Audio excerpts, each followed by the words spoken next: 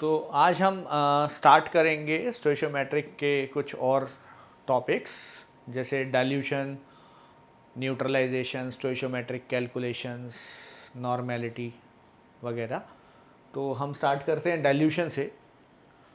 तो मैंने 40 ग्राम NaOH लिया है और 100 ml 100 मिलीलीटर वाटर लिया है। तो इसको मैं फिर बिल्कुल बेसिक से समझाने की कोशिश करूँगा कि यहाँ मास ऑफ सॉल्यूट जो है वो 40 ग्राम्स है।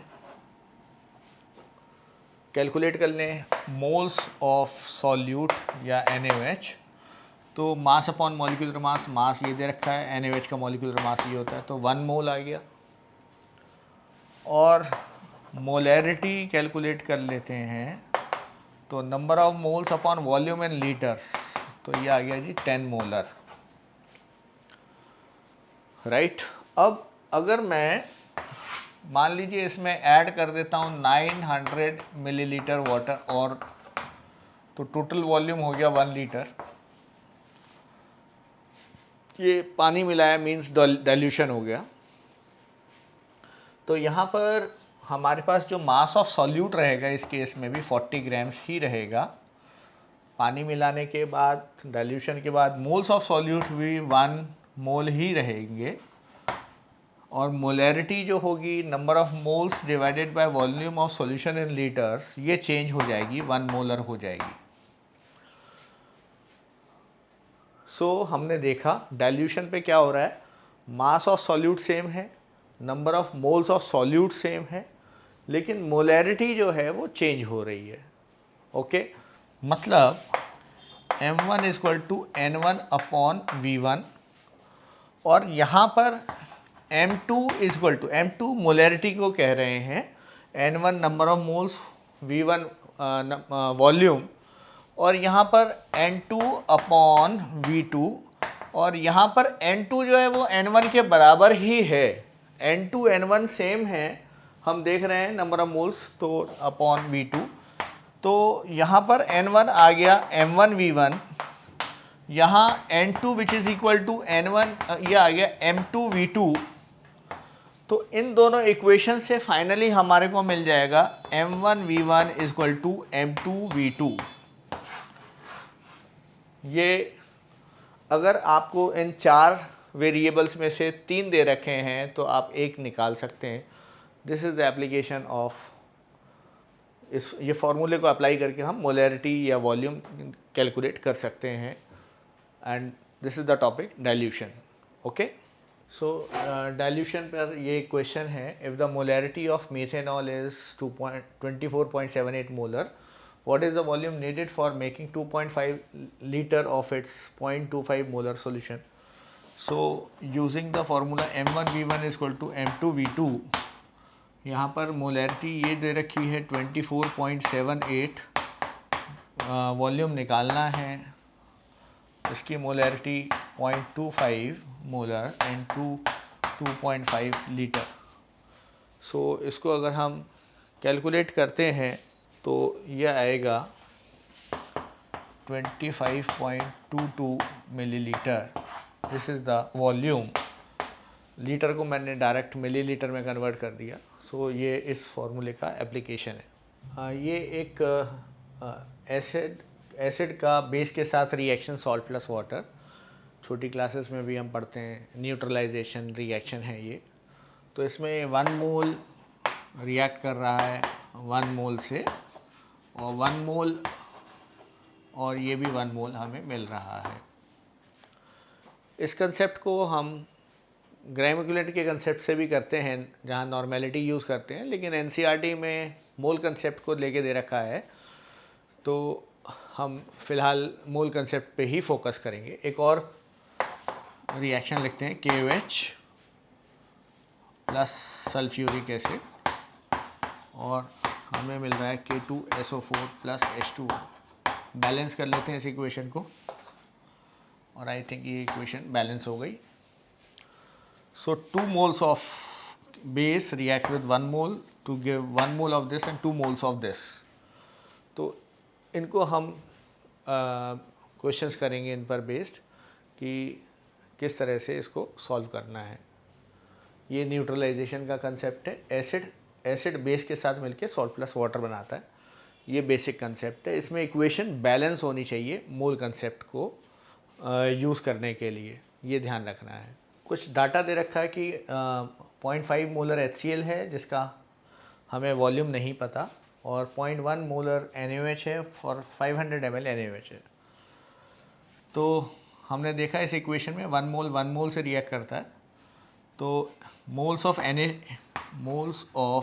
NaOH जो होंगे वो आ जाएंगे M1V1, तो 0.1 इंटू 500, 50 मिली मोल्स आ रहे हैं, 50 मिली मोल्स।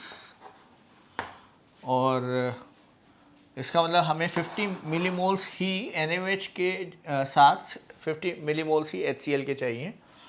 तो 0.5 इंटू V1 इक्वल टू 50, इतने ही चाहिए HCl के, वॉल्यूम नहीं पता, तो हमारा वॉल्यूम आ जाएगा 50 अपॉन 0.5,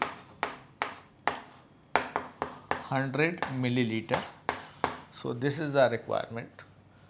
इस स्पेसिफिक क्वेश्चन में हम इस तरीके से भी कर सकते हैं, MAVA इक्वल टू MBVB, इस स्पेसिफिक क्वेश्चन में, क्योंकि दोनों के मोल्स सेम हैं, तो we can use this, using this also we can solve, और इस तरीके से भी हम इस क्वेश्चन को सॉल्व कर सकते हैं। अब हम स्टोइशियोमेट्रिक कैलकुलेशन सीखेंगे। कुछ एग्जांपल्स मैंने लिखे हैं, इससे समझते हैं।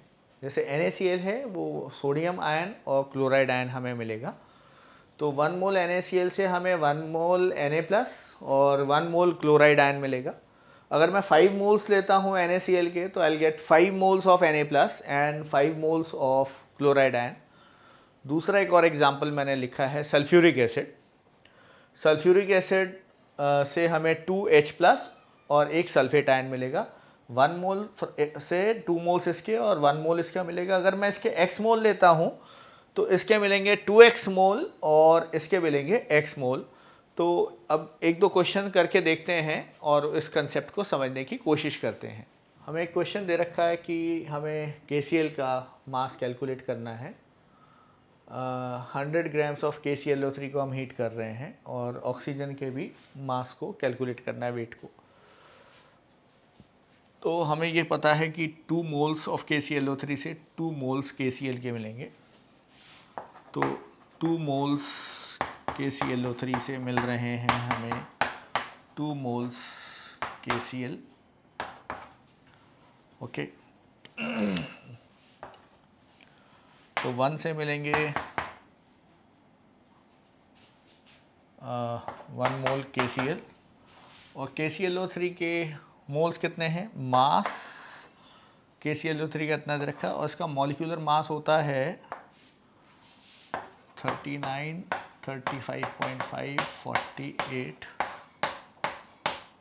KCl का 39 होता है।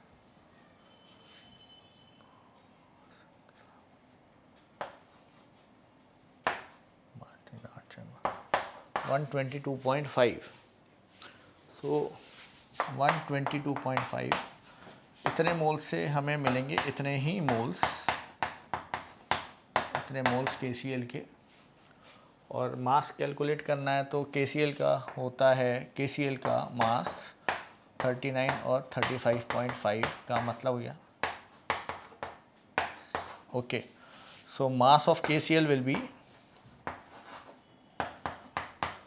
number of moles into molecular mass of KCl।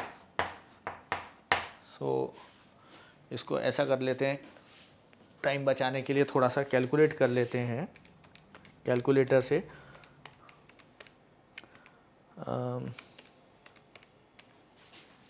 60.8 grams 60.8 grams KCl आ रहा है। So this is the answer. एक चीज़ इंपॉर्टेंट मैं ये ज़रूर कहूँगा कि मैंने टाइम बचाने के लिए कैलकुलेटर यूज़ किया है। आप में से किसी को भी कैलकुलेटर यूज़ नहीं करना जो JEE या नीट या इस तरह के एग्ज़ाम्स को फोकस कर रहे हैं। ये मेरी तरफ से गलती है, लेकिन आपके लिए बहुत भारी पड़ेगी।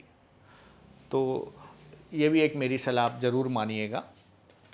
तो KCl हमने यहाँ कैलकुलेट कर लिया। अब हम साथ में कैलकुलेट कर लेते हैं कि ऑक्सीजन का कितना मास है। तो एक बार फिर से मैं इक्वेशन लिख देता हूँ। KClO3 से KCl मिला है प्लस O2 और I think now this is balanced. तो हम देख रहे हैं 2 मोल से 3 मोल मिल रहे हैं। तो 2 मोल KClO3 से मिल रहे हैं, 2 मोल KClO3 से मिल रहे हैं, 3 मोल्स O2, तो 1 से मिल रहे हैं 3/O2। और इसके हमने कैलकुलेट किए थे मास अपॉन मॉलिक्यूलर मास। तो इससे जो मिलेंगे 3/2 इंटू 100 122.5 इतने मोल्स O2 उन्होंने मास पूछा है। तो इस मोल्स को अगर मैं मॉलिक्यूलर मास ऑफ ऑक्सीजन से मल्टीप्लाई कर दूं तो I will get the answer. So I think ये आ रहा है अप्रॉक्सीमेटली 39 ग्राम्स,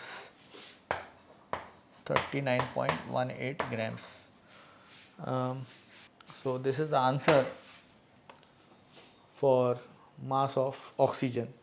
तो अभी हमने डाइल्यूशन का कंसेप्ट, न्यूट्रलाइजेशन और स्टोइशियोमेट्रिक कैलकुलेशंस के कंसेप्ट्स भी पढ़े और उनके से रिलेटेड कुछ एग्जांपल्स भी देखे हैं।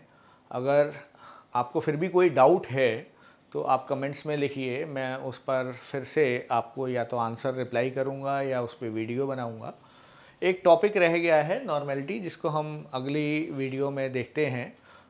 नॉर्मेलिटी CBSE में NCERT में तो नहीं है, लेकिन फिर भी JEE में और एंट्रेंस एग्ज़ाम्स में इस पे बेस्ड क्वेश्चंस आते हैं और आसान हो जाते हैं इस तरह से सॉल्व करने। 11th के ख़ास तौर पे जो स्टूडेंट्स होते हैं जो जस्ट 10th से 11th में आते हैं, तो उनके लिए थोड़ा सा स्ट्रगल ज़्यादा होता है, क्योंकि लेवल 10th का ये होता है और 11th का थोड़ा ज़्यादा होता है। तो अगर आपको केमिस्ट्री पढ़ते हुए स्ट्रक्चर ऑफ एटम है या पीरियोडिक टेबल, केमिकल बॉन्डिंग या थर्मोडायनेमिक इक्विलिब्रियम में से किसी चैप्टर में ज़्यादा दिक्कत आ रही है, क्योंकि ऐसा होता है कई बार अच्छे से अच्छी किताब पढ़ने के बाद भी या किसी अच्छे से अच्छी कोचिंग या स्कूल में भी टीचर के बहुत अच्छे प्रयास के बाद भी अगर आपको नहीं समझ में आ रहा है, तो अगर आपको मेरे से कोई मदद चाहिए, हेल्प चाहिए, तो I will be very happy. तो you can mention the topic और subtopic so that I can make the video or reply accordingly. Thank you. God bless you.